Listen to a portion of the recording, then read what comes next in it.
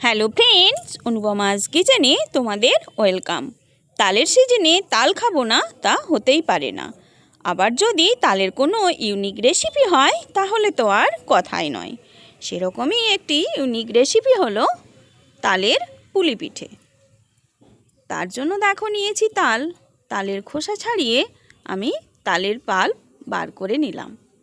এই তালের পাল্প কিভাবে বার করতে হয় তার পদ্ধতি আমার তালের বড়া রেসিপিতে রয়েছে, তোমরা দেখে নিও প্লিজ।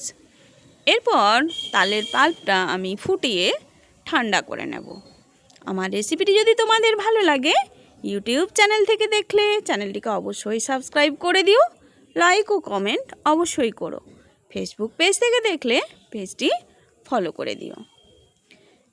দেখো আমি নারকেলের পুর দিয়ে বানাবো, তার জন্য নারকেল কোড়ার ওপর পরিমাণ মতো চিনি দিয়ে আমি নারকেলের পুরটা রেডি করে নিলাম।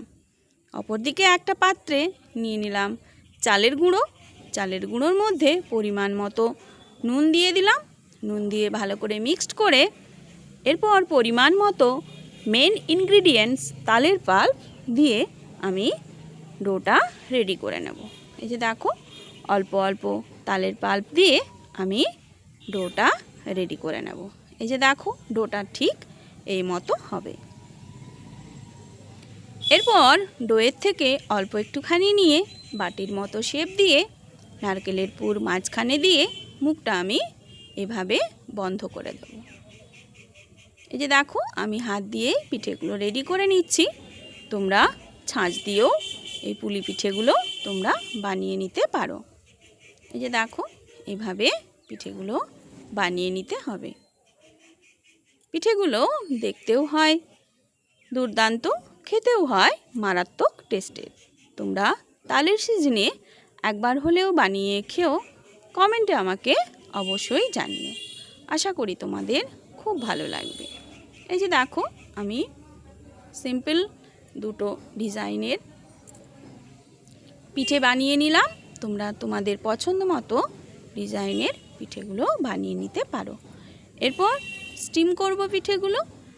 মোমো মেকারে দিয়ে 10 থেকে 15 মিনিট স্টিম করলেই পিঠেগুলো রেডি হয়ে যায়। পিঠেগুলো দিয়ে আমি ঢেকে 10 থেকে 15 মিনিট স্টিম করে নেব।